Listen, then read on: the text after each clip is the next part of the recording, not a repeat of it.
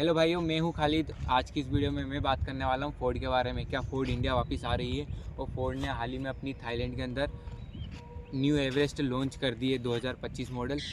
क्या कुछ आपको उसमें देखने के लिए मिलता है और कब वो गाड़ी आपको इंडिया में देखने के लिए मिलेगी, और फोर्ड कब आएगी और फोर्ड की कौन कौन सी गाड़ी इंडिया में मिलेगी आपको, तो आज इसी बारे में हम बात करने वाले। सच बताऊं तो फोर्ड मेरे दिल के काफ़ी ज़्यादा करीब है, क्योंकि फोर्ड कुछ टाइम पहले मेरे पास भी फोर्ड की गाड़ी हुआ करती थी। उसका चलाने का जो ड्राइविंग एक्सपीरियंस है वो काफ़ी ज़्यादा बढ़िया था। एकदम काफ़ी ज़्यादा स्मूथ ड्राइविंग थी। उसके अंदर आपको हाइड्रोलिक स्टीयरिंग था। वो बताता हूँ मैं आपको। फोर्ड की फीगो 2012 मॉडल थी, जिसके अंदर आपको TDSI 1.4 डीजल इंजन देखने के लिए मिलता था। 68 bhp की पावर, 160 न्यूटन मीटर का वो टॉर्क मेरे को निकाल के सकता। 4 सिलेंडर डीजल इंजन। इसको चलाने का जो एक्सपीरियंस था ना, वो मेरा काफ़ी ज़्यादा बढ़िया रहा। हालांकि वो गाड़ी मेरी सेकेंड हैंड गाड़ी थी, तो उसमें काफ़ी ज़्यादा दिक्कत देखने को मिली थी इंजन वाइज ही, क्योंकि इंजन वाइज फोर्ड ऐसे काफ़ी ज़्यादा रिलायबल इनकी इंजन, लेकिन उस इंजन के अंदर 70-75 हज़ार किलोमीटर वो चली हुई थी। उसके बाद में उसके अंदर गलती से सुजुकी का ऑयल डालने की वजह से उसके अंदर जो है उसके पिस्टन जाम हो गए थे, और पिस्टन जाम होने की वजह से उस गाड़ी का इंजन जो है पूरा सीज हो चुका था। लेकिन उस वक्त भी उस गाड़ी ने काफ़ी अच्छा परफॉर्म करा था। उस गाड़ी ने काफ़ी बढ़िया गाड़ी थी वो, तो इसलिए मेरे को फोर्ड का जो हैंडलिंग थी उस टाइम पे, यानी 2012 मॉडल में आप देखो फोर्ड की हैंडलिंग बेस्ट थी उसके अंदर। जबकि टायर वगैरह सब घिसे हुए थे, गाड़ी का अलाइनमेंट भी आउट था, उसके बाद भी उसकी काफ़ी अच्छी ज़्यादा हैंडलिंग थी। और उसके अंदर हाइड्रोलिक स्टीयरिंग था, उस वजह से भी काफ़ी ज़्यादा स्टेबल गाड़ी थी वो। काफ़ी बढ़िया फोर्ड का जो इंजन चलाने में एकदम फील आता था कि हाँ आप किसी इंजन को चला रहा। आज की जैसे EV जैसी गाड़ी नहीं है। तो आज हम बात करने वाले न्यूली लॉन्च फोर्ड की, जो है आपको एंडेवर देखने के लिए मिलती है। इंडिया में एंडेवर बोला जाता है, लेकिन बाहर की कंट्री में उसको एवरेस्ट कहते हैं। इंडिया के अंदर आपको पहले 3 डीजल इंजन ऑप्शन देखने के लिए मिलते थे फोर्ड के, जो कि था एक 2.2 लीटर इंजन, और एक 3.2 लीटर इंजन, और एक 3.0 डीजल इंजन। तो फोर्ड के अंदर एक इंजन मिसिंग था जो कि बाहर की कंट्री में आता था, वो है V6 इंजन। फोर्ड बाहर की कंट्री में आपको V6 इंजन भी प्रोवाइड करता है, वो भी सिर्फ 40-50 लाख की 40 से 50 लाख की प्राइस के अंदर। अगर इंडिया में कन्वर्ट करोगे तो 60-70 लाख तक होगा। तो उस प्राइस के हिसाब से अगर आप फॉर्च्यूनर लेने जाते हो लेजेंडर, तो वो 55 लाख की मिलती है। 55 लाख में आपको 2.2 लीटर डीजल इंजन मिलता है। लेकिन वहाँ पे आपको फोर्ड जो है V6 इंजन, और फोर्ड की क्वालिटी अगर आज भी देखोगे तो आज भी आपको लेजेंडर के अंदर 18 इंच के अलॉय ही देखने के लिए मिलते हैं इंडिया में। और बाहर की कंट्री में अगर आप जाओगे तो फोर्ड में आपको 20 इंच के अलॉय मिलते हैं, और हर भी 18 इंच के अलॉय टोयोटा प्रोवाइड करता है। फोर्ड का जो लुक है काफ़ी ज़्यादा बल्कि आपको देखने के लिए मिलता है। और अगर आप लेजेंडर के लुक की बात करोगे तो वो काफ़ी ज़्यादा एग्रेसिव है। लुक वाइज जो आपके ऊपर डिपेंड करता है आपको कौन सी गाड़ी ज़्यादा समझ में आती है। फोर्ड बाहर एवरेस्ट के नाम पे जानी जाती है। इंडिया में कुछ इशू है इनका एवरेस्ट, क्योंकि एवरेस्ट करके एक शायद मसाला भी आता है, इस वजह से यहाँ पे वो एंडेवर नाम से आती है। बाहर जो थाईलैंड के अंदर इस बार ऑटो एक्सपो लगा था, उसके अंदर भी फोर्ड अपनी गाड़ी लेके आया था। तो उसमें भी कुछ ज़्यादा आपको चेंजेस नहीं मिलते। आपको 3-4 वेरिएंट मिलते हैं, टाइटेनियम प्लस ऐसे करके आपको काफ़ी ज़्यादा वेरिएंट्स मिलते हैं उसमें। और सबके अंदर आपको अलग अलग डीजल ऑप्शन और इंजन चॉइस मिलती है। जो अगर आप टॉप वेरिएंट जाते हो तो टॉप वेरिएंट में आपको V6 इंजन देखने के लिए मिलता है, जो काफ़ी ज़्यादा पावरफुल इंजन है।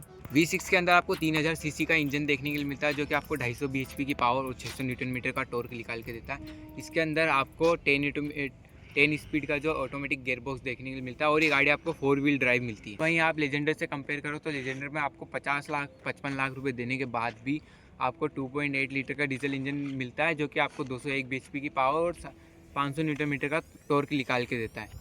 फोर्ड की क्वालिटी काफ़ी ज़्यादा बढ़िया है, मैच नहीं कर सकती है टोयोटा। लेकिन टोयोटा का जो इंजन है वो काफ़ी ज़्यादा रिलायबल है, और वहाँ पे फोर्ड का भी इंजन काफ़ी ज़्यादा रिलायबल है, क्योंकि इसको भी लोग 4-4, 5-5 लाख किलोमीटर चला लेते हैं। लेकिन यहाँ पे इंडिया में आपको प्रॉब्लम यही मिलती है कि फोर्ड थोड़ी सी एक्सपेंसिव है, उसके जो पार्ट है वो थोड़े एक्सपेंसिव मिलते हैं, और सर्विस का जो इशू लोगों का आया था कि सर्विस इसकी काफ़ी ज़्यादा महंगी है। वहीं आपको अगर लेजेंडर में जाओगे तो लेजेंडर के अंदर आपको 10,000 रुपये में पूरी सर्विस करके दे देता है टोयोटा। भाई देखो, अगर फीचर्स की बात करें तो दूर दूर तक टोयोटा में कोई फीचर देखने के लिए मिलते नहीं है। हालांकि जो लेजेंडर है वो मेरी one of the most favourite car है।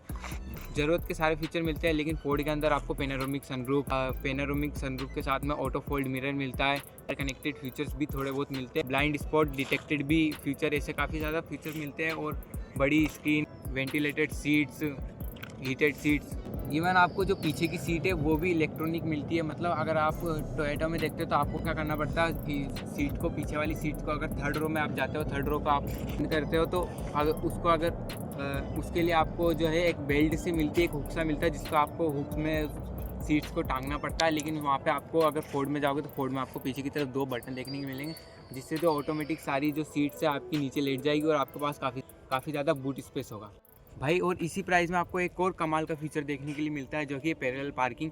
अगर आप काफ़ी ज़्यादा मॉल में गए हो, मॉल में आपके पास में गाड़ी खुद ही डिटेक्ट कर लेगी पार्किंग का प्लेस कहाँ है, वो गाड़ी खुद ब खुद पार्क हो जाएगी, आपको पार्क करने की ज़रूरत भी नहीं पड़ेगी।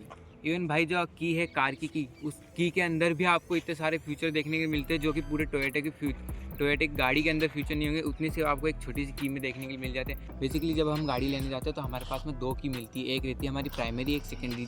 भाई जैसे कि मेरे पास में मेरी गाड़ी है और मेरी गाड़ी के अंदर मैं अपनी लिमिटेशन सेट कर सकता हूँ, की के अंदर जो है लिमिटेशन सेट कर सकता हूँ। बेसिकली अगर मेरे पास में माई की, उसमें आपको एक क्रिएट की माई की करके एक ऑप्शन देखने के लिए मिलता है, जिसके अंदर अगर मैं जाता हूँ तो आपको एक मिलता है आपको माई की और एक मिलता है आपको क्रिएट की।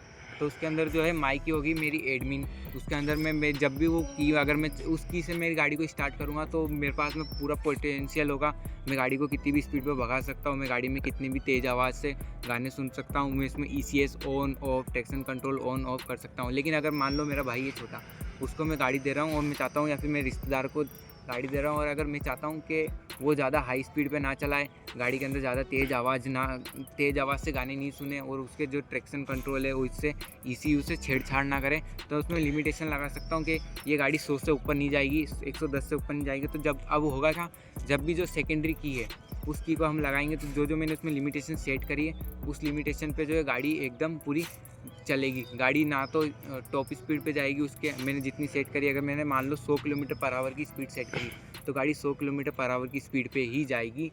और अगर मैंने गाड़ी का जो वॉल्यूम है 50% पे सेट करा तो गाड़ी 50% से ऊपर वॉल्यूम उसका जो इंक्रीज़ नहीं होगा। TPMS हो गया, ट्रैक्शन कंट्रोल हो गया, आपको 360 डिग्री कैमरा मिलता है, उसके साथ में आपको कैमरे की क्वालिटी काफ़ी तगड़ी है उसके अंदर। फोर्ड इंडिया में वापस आएगी, फोर्ड के इंडिया में आने में लगभग 10% के आसपास के चांसेस है, क्योंकि मुझे नहीं लगता फोर्ड इतनी जल्दी वापस आएगी, या फिर आती तो उन्होंने कहा था 2025 में फोर्ड जो है वापस आ जाएगी। सेकंड प्लांट जो है टाटा मोटर ग्रुप्स को सेल करने वाले थे, वो उसकी डील जो है इन्होंने कैंसिल कर दी थी, शायद ये इसलिए भी करी होगी। लेकिन अब जो है फोर्ड इंडिया में ना होकर भी काफ़ी ज़्यादा प्रॉफिट गेन कर रही है, क्योंकि उनका जो एक और प्लांट था उसके अंदर ये लगभग 1 से 1.5 लाख इंजन जो है मंथली प्रोड्यूस कर सकते थे, और ये अभी जो है इंजन बना करके बाहर की कंट्री में एक्सपोर्ट कर रहे हैं। तो शायद मे भी इंडिया में थोड़ा फ़ायदा होने की वजह से फोर्ड जो है कम बैक कर जाए। अगर फोर्ड वापस आती है तो फोर्ड की ये गाड़ी इंडिया में ज़रूर आनी चाहिए। तो कैसी लगी आपको वीडियो तो कमेंट में ज़रूर बताना, और इतना ही था आज की इस वीडियो में। तब तक के लिए मिलते हैं अगली वीडियो में, बाय।